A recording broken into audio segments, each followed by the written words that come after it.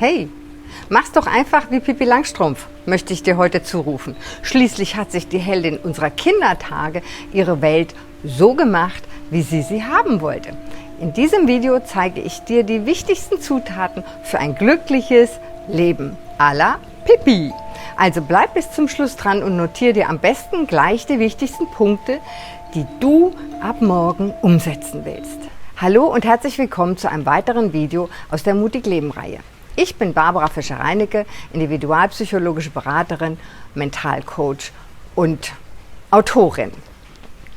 Und ich gebe dir in diesen kurzen Videos knackige, umsetzbare Lebenstipps für ein glücklicheres, erfolgreiches und selbstbestimmteres, so wie ich das nenne, kurz mutigeres Leben.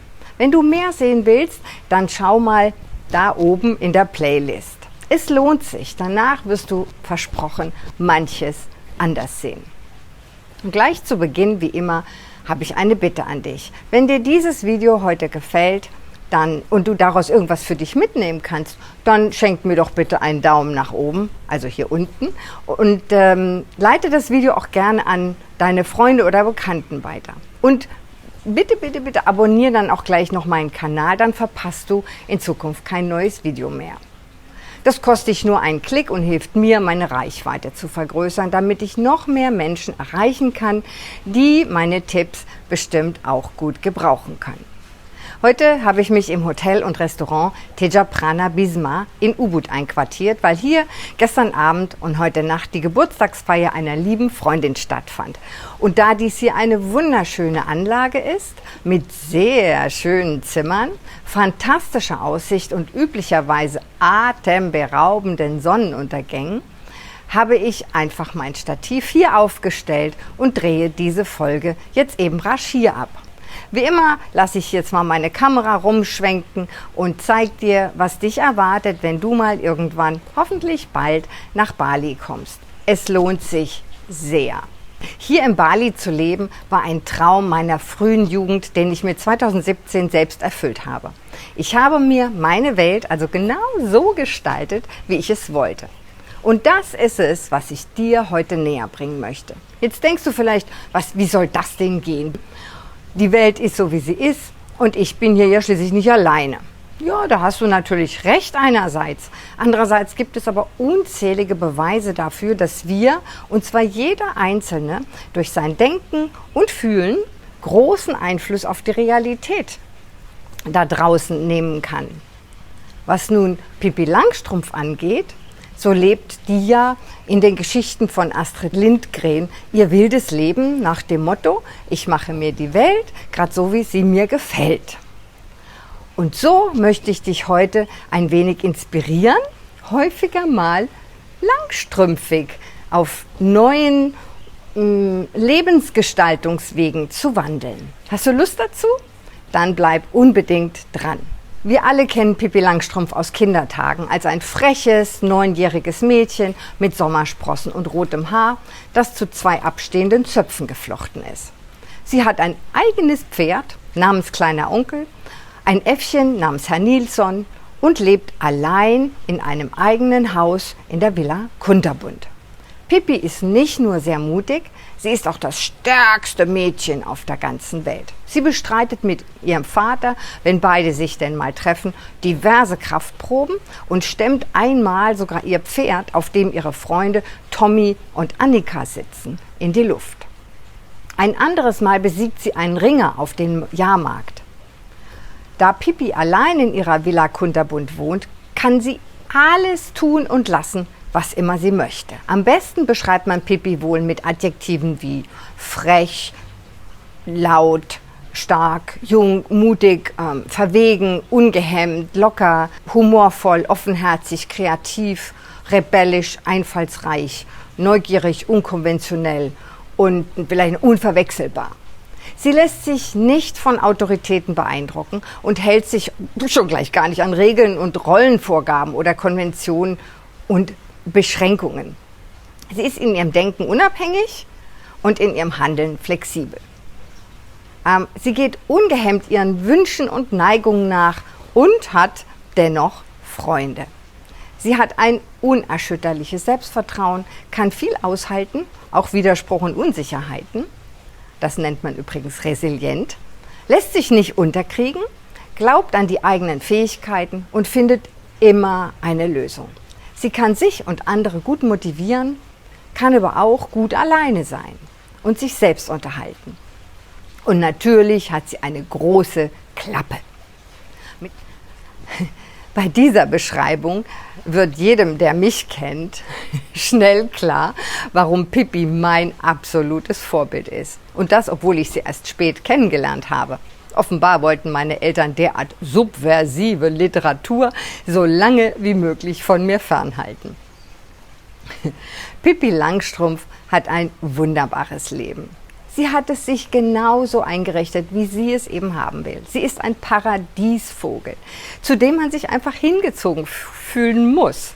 Sie ist ein wunderbares Vorbild, wie ich finde, für Frauen und auch für Männer, die an ihrem grauen Alltag und oder ihrem geringen Selbstwertgefühl leiden. So wie Pippi zu sein, macht einfach Spaß. Auch wenn wir es über die Jahre des Erwachsenenwerdens vielfach vergessen haben. Manche haben das auch als Kind gar nicht wirklich sein dürfen und haben somit keine Erfahrung. Also was spricht dagegen, ein paar Seiten von Pippi Lotta in unseren Alltag zu integrieren? Naja, wirst du vielleicht sagen, immerhin hat sie keine Eltern, die Mutter ist tot, der Vater lebt angeblich auf einer Südseeinsel. Sie wohnt in einem maroden, verwahrlosten Haus mit 2 Tieren, für die sie auch noch sorgen muss. Sie genießt keinerlei Schulbildung, läuft in abgerissenen Klamotten rum, hat Manieren, dass es einen graust, lügt, dass sich die Balken biegen und tut auch sonst nichts rechts. Man könnte sie auch als asoziale Rotzgöre bezeichnen. Das Jugendamt hätte da sicher was zu tun.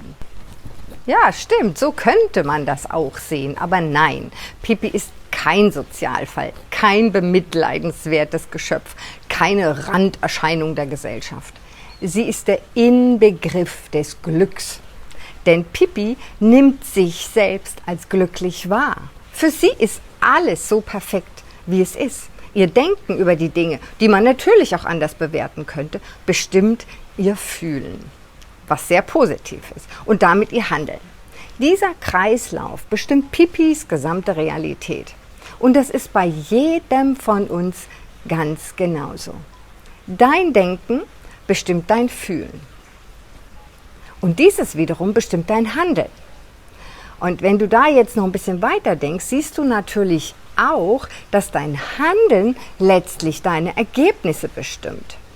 Und dein Denken wird eingangs logischerweise ganz stark von deinen Prägungen, Konditionierungen aus der Kindheit und Glaubenssätzen bestimmt. Kurz gesagt, das, was du in deinem Weltbild für wahr hältst, wird durch den Denken-Fühlen-Handeln-Kreislauf in deiner Welt als Ergebnis tatsächlich wahr, also sichtbar. Wenn wir so wie Pippi glücklicher und so weiter werden wollen, müssen wir also anders denken, anders fühlen und anders handeln. Ja, ich weiß, das ist leichter gesagt als getan, aber glaub mir, es geht.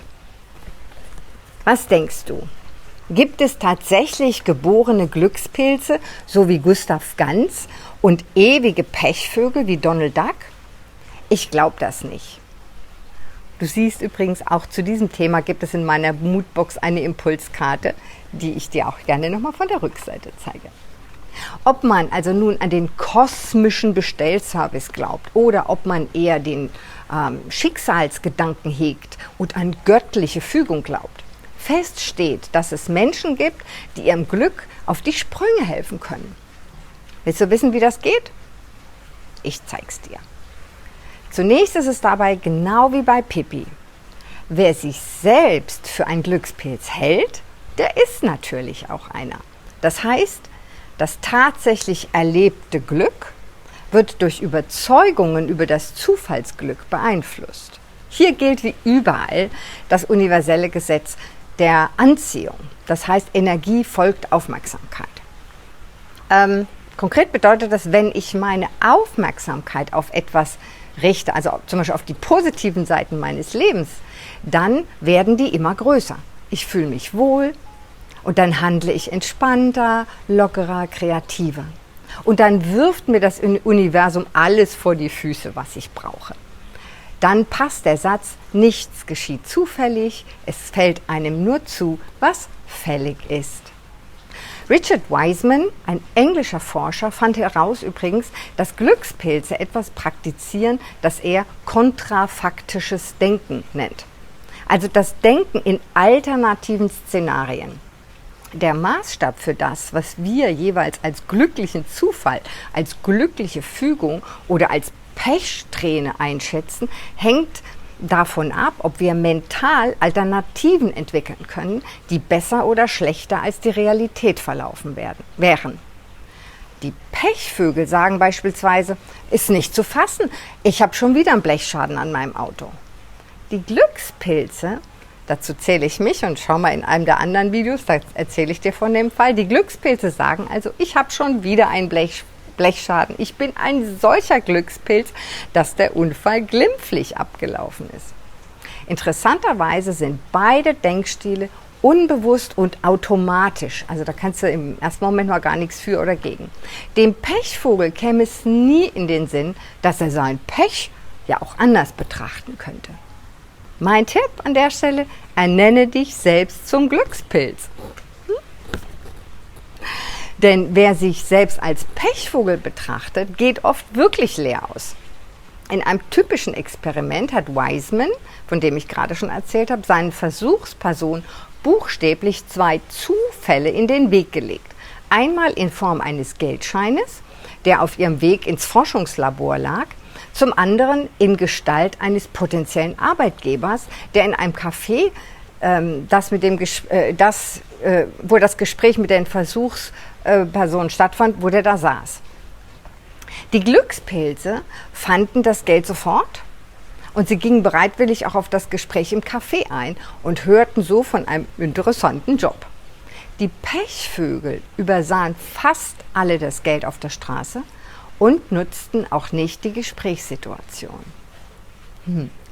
Diverse Studien haben zudem verschiedene Charaktereigenschaften, oder sind es vielleicht eher Gewohnheiten, als günstig hervorgebracht, die ich dir gerne zur Nachahmung ans Herz legen möchte. Jetzt kommt eine Brise auf, angenehm. Eine dieser wichtigen Eigenschaften ist Flexibilität im Denken und im Handeln. Das erhöht nämlich offenbar die Zahl der Chancen, die das Leben dir dann tatsächlich bietet. Der günstige Zufall ist den Menschen hold, die sich zwar anspruchsvolle Ziele setzen, diese aber nicht mit Verbissenheit erkämpfen. Sie sind der Überzeugung, dass es viele Wege zu ihrem Ziel gibt und dass es sich nicht lohnt, sich auf einen einzigen zu fixieren. Was sich daraus ergibt, dann, wird man mal sehen. Und diese Lockerheit und Flexibilität ermöglicht es ihnen auch, Umwege zu gehen oder unwahrscheinliche Chancen zu erkennen, wo andere nicht links oder rechts gucken. Zweiter Punkt ist, raus aus der Denkkiste. Gelegentlich mal den vorgegebenen Weg verlassen. Wer sich zu sehr auf eine Aufgabe oder ein Ziel fixiert, übersieht tatsächlich vieles. Wer die Regel wichtiger nimmt als das Ergebnis, verfehlt den Erfolg. Hier sollte man das berühmte Thinking out of the box, also aus der Kiste mal rausdenken, beherzigen, häufiger mal Regeln missachten und sich dafür eigene Regeln aufstellen und befolgen und kreativ modellieren. Für den Alltag bedeutet das, dass du öfters auch mal was Neues ausprobieren solltest. Ein neues Lokal, einen anderen Weg zur Arbeit, eine neue Sportart. Auf dem neuen Terrain begegnen uns möglicherweise viele Zufälle, also Menschen und Ereignisse, die uns glücklicher und zufriedener machen könnten. Man weiß es nicht. Und da kommt dann der nächste Punkt ins Spiel, Neugier. Neugier zahlt sich aus. Gewissenhaftigkeit ist schön und gut, aber sie scheint sich schlecht mit jener Offenheit und Flexibilität zu vertragen, die uns zu glücklichen Fügungen und günstigen Zufällen verhelfen könnten. Gewissenhafte Menschen sind verlässlich, belastbar, berechenbar. Jedoch scheint ihnen das Spielerische völlig abzugehen. Und das auch Abschweifungen ja erlaubt und vom einmal vorgezeichneten Weg durchaus auch mal abbringt. Deshalb ist Neugier vielleicht sogar die wichtigste Eigenschaft, die dem glücklichen Zufall auf die Sprünge helfen kann. In jungen Jahren sind wir übrigens wesentlich neugieriger als im mittleren und späten Lebensalter, denn wir müssen ja noch eine ganze Welt für uns entdecken und unsere Möglichkeiten austesten. Wenn wir dann älter werden, kristallisiert unser Denken häufig, also wird dann kristallin, also fest. Wir legen viele neugierige und spielerische Gewohnheiten leider ab, weil sie uns nicht mehr altersgemäß erscheinen. Wir erlegen uns selbst rigide Regeln auf und eliminieren dadurch Chancen, uns zu verändern und zu wachsen. Neugier eröffnet aber Horizonte, lässt uns experimentieren und entdecken, bringt uns mit neuen Menschen und Ideen zusammen und schafft so Chancen für günstige Zufälle. Glückspilze können zudem sehr viel mehr Widersprüche und Unsicherheit aushalten. Sie klassifizieren Menschen und Situationen nicht voreilig und verengen damit den Blickwinkel. Dieser etwas schlampig gekleidete Mann mit den grauen Haaren da hinten im Café, das muss ein Penner sein. Wer aber offen bleibt, der erfährt vielleicht, dass er ein einflussreicher Geschäftsmann ist, der es sich halt leisten kann, etwas salopp herumzulaufen. Der nächste Punkt, den ich dir so ein bisschen näher bringen will, ist Risiko. Manche Menschen holen sich öfters mal eine blutige Nase, ernten aber auch unerwartete Erfolge, wenn sie dem Risikoimpuls folgen. Andere bevorzugen die Sicherheit. Okay, bedauern jedoch immer häufiger bestimmte Chancen verpasst und bestimmte Möglichkeiten nicht genutzt zu haben. Wer risikofreudiger ist, wer dem Zufall mehr Chancen einräumt, der setzt eine Spirale der Selbstwirksamkeit in Gang, wenn er für seine Risikofreude belohnt wird. Wenn wir dagegen warten, bis sich alle negativen Emotionen, alle Befürchtungen und Ängste erledigt haben bzw. gelegt haben, werden wir niemals was wagen. Wir werden nie 100%ige Sicherheit für bestimmte Entscheidungen oder Experimente erreichen können. Der nächste Punkt ist eine fehlertolerante Haltung. Klar, man kann noch mal scheitern. Risikobereitschaft und Neugier werden nicht immer belohnt. Das stimmt. Für Menschen, die grundsätzlich bereit sind, sich auf Risiken und Zufälle einzulassen und sie zu nutzen, bedeutet das jedoch nicht, dass damit ihre Haltung der Offenheit und Neugier ad absurdum geführt ist. Sie sind in ihrer Mehrheit fähig, mit Niederlagen und dem Scheitern umzugehen. Sie sind also resilient und bereit, Fehlschläge in Kauf zu nehmen und neue Chancen an sich heranzulassen. Ja, das ist es im Wesentlichen schon. Ich könnte natürlich noch Stunden reden, aber wir wollen ja diese Videos nicht unnötig in die Länge ziehen. Und ich denke, du weißt jetzt, was es braucht, um ein Glückspilz oder eine Happy Pill, so nennen mich manche meiner Freunde hier, zu werden. Probier es aus. Du wirst dich schon bald wie Pippi Langstrumpf fühlen. Jo, so, das war's für heute. Ich stürze mich jetzt hier hinter mir in den schönen Pool, bevor ich mich mit meinem Gepäck wieder auf den Heimweg mache. Oh Mensch, und das Wetter hat auch gehalten. Vorhin zogen dunkle Wolken auf. Ich bin aber auch wirklich ein Glückspilz. Das war wie immer deine Barbara Fischer-Reinecke von Mutig Leben. Bye bye, ciao ciao, bis bald. Und ich sende dir wie immer Liebe. Mua.